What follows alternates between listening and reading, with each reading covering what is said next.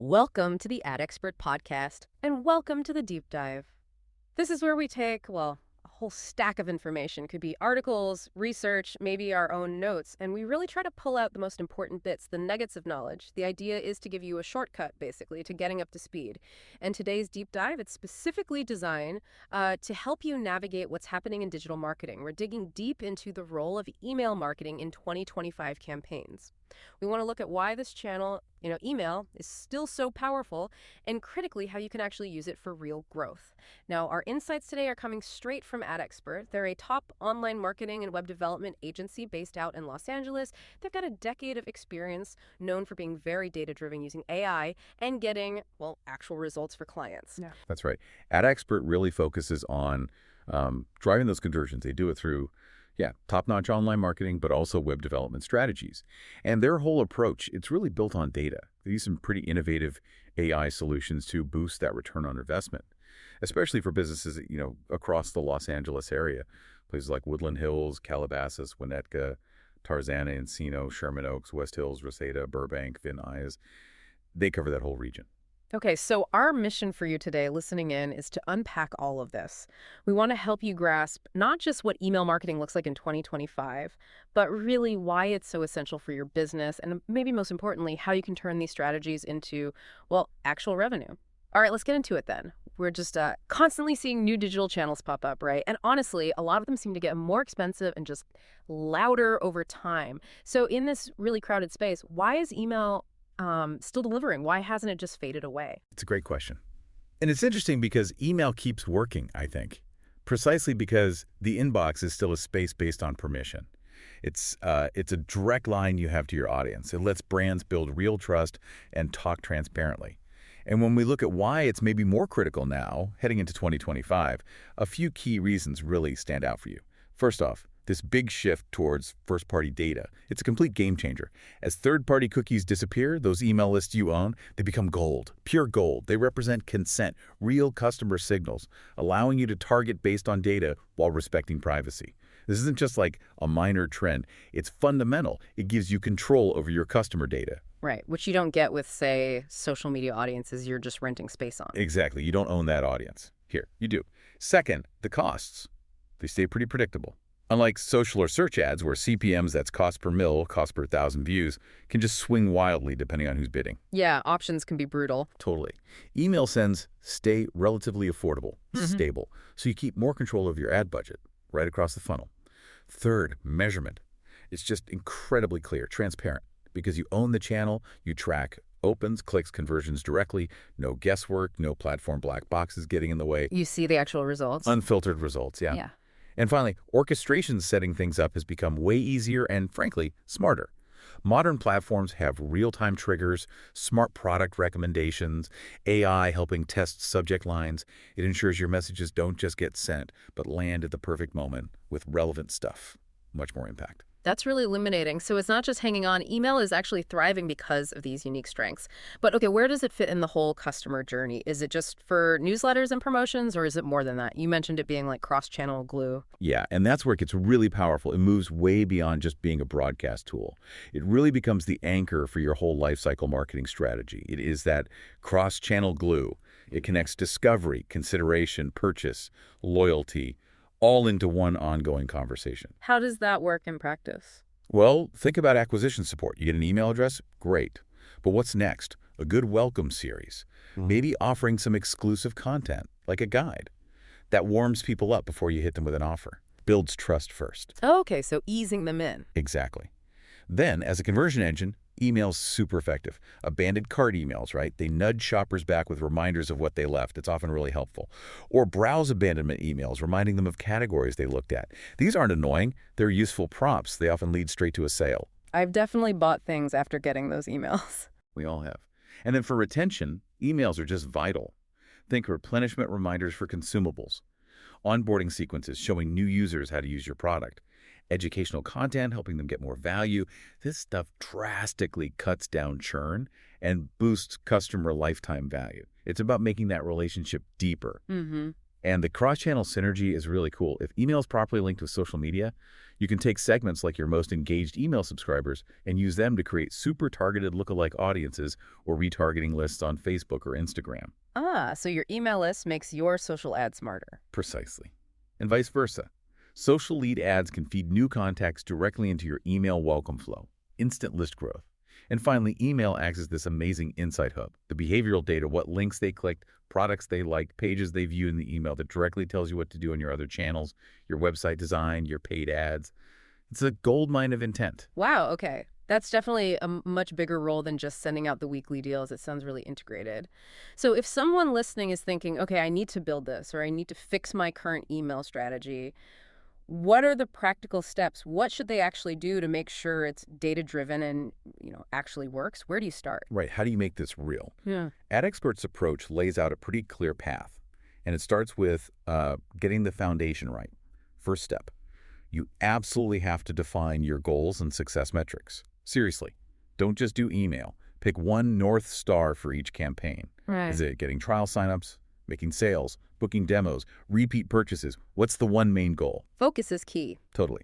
Then map specific metrics to each funnel stage. Top of funnel may be open rates, list growth, mid-funnel click-through rates, bottom funnel conversion rates, revenue per email. If you don't have clear goals, you're just flying blind. Okay, define the goal, measure against it. Got it. Yeah. What's next? Next, and this is where the real power comes in. Segment by user behavior. You can start simple. New versus returning customers. People who bought versus people who haven't yet. But then layer in more signals. What categories did they like? What's their average order value? How recently did they buy? Did they do something specific on your site? The absolute key here, though, clean data. The data quality issue. Always comes up. It's paramount. You need to sync your CRM, your customer relationship management system, or ideally a CDP, a customer data platform, which pulls everything together. That sync ensures your segments update in real time, so you're always targeting based on the latest info. Makes sense. And that leads directly to step 3. Personalize emails with tailored content. And I mean way beyond just sticking in their first name. Use dynamic content blocks. Swap out images, change the text, show different product recommendations based on the segment they're in. Reflect what they've browsed, where they are, what stage of the customer life cycle they're in. Make it feel like it was written just for them. That feels much more relevant. Exactly. Fourth, you need to plan email content that actually serves the customer's journey, not just your immediate sales target. So for new subscribers, a welcome series sets expectations, shows your value, maybe asks for a small first step. For education, short, easy-to-scan how-tos or comparison guides that solve a real problem for them. Offers, yeah, use them, but maybe time box them, make them feel a bit special. Mix them in with valuable, non-salesy content. So it's not just BUY all the time. Definitely not. And use community stuff too. Feature customer reviews, user-generated content. That builds proof, builds trust. Fifth, design irresistible subject lines. This is your front door.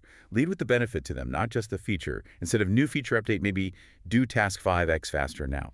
Focus on the outcome. Yes, keep them short.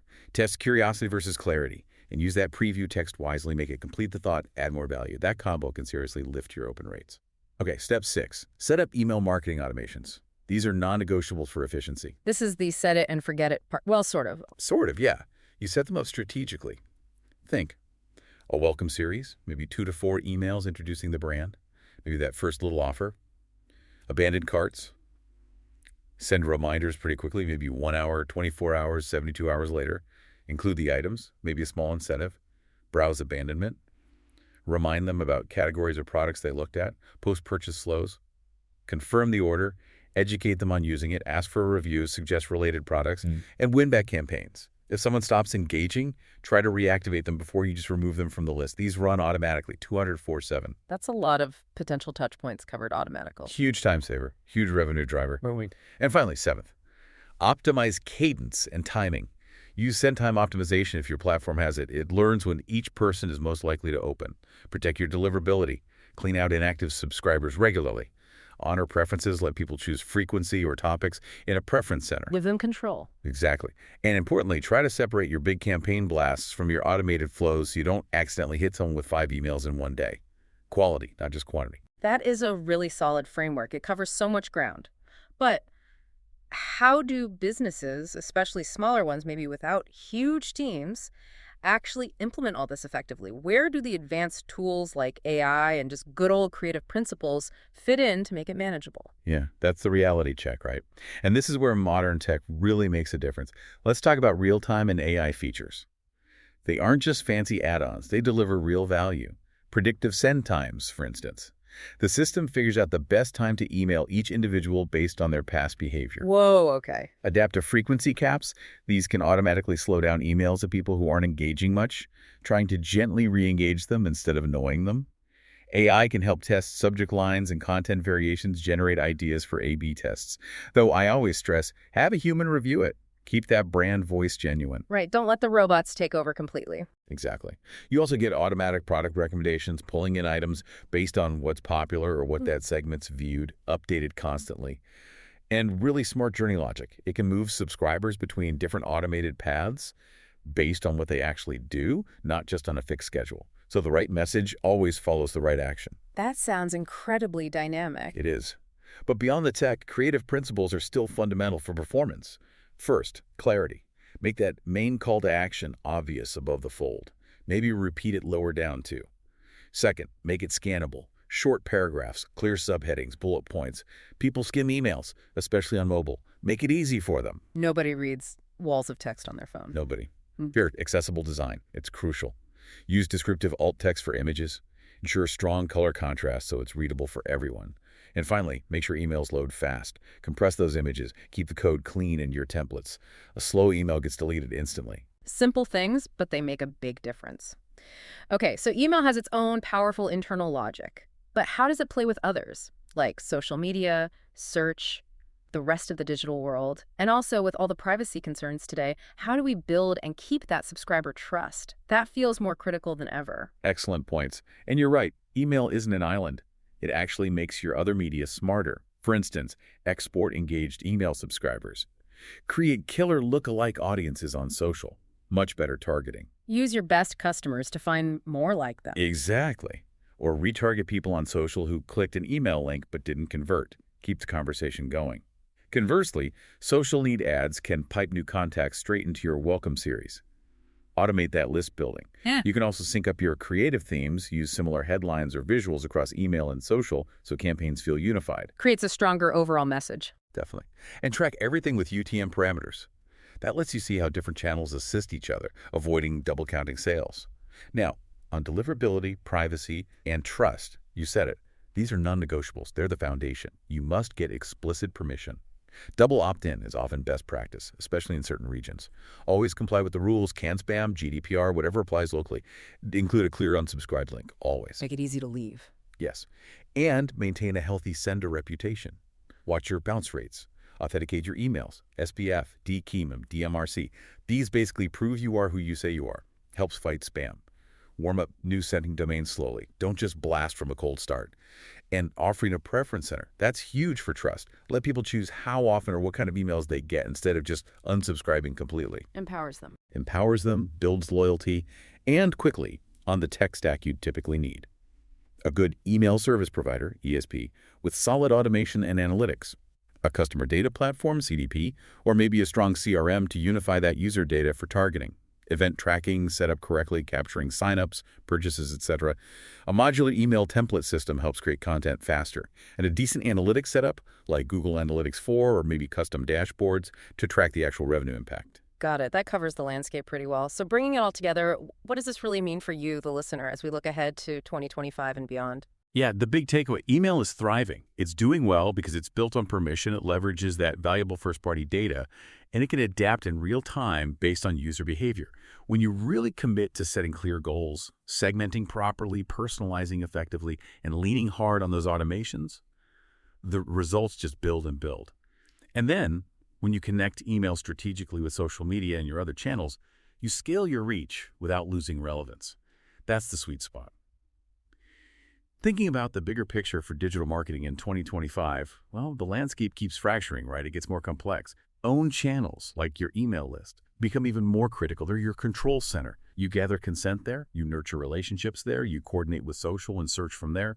Because you own that list, you're less vulnerable when algorithms change elsewhere. It complements your paid media, protects your profit margins, and builds relationships that last. Okay, a lot to think about there. So based on everything we've unpacked today, here's a final thought for you. What's the one single email automation or maybe one strategy tweak that you're most inspired to implement or optimize in your own campaigns right now? Just think about the one thing that might make the biggest immediate difference for your business. And remember, if you're looking for a partner to help navigate all this, a digital agency that's expert, data-driven, uses AI, and serves the Los Angeles area, whether that's for Google Ads, SEO, web development, content marketing, AdExpert is really that go-to source for solid advice, great service, and really impressive results.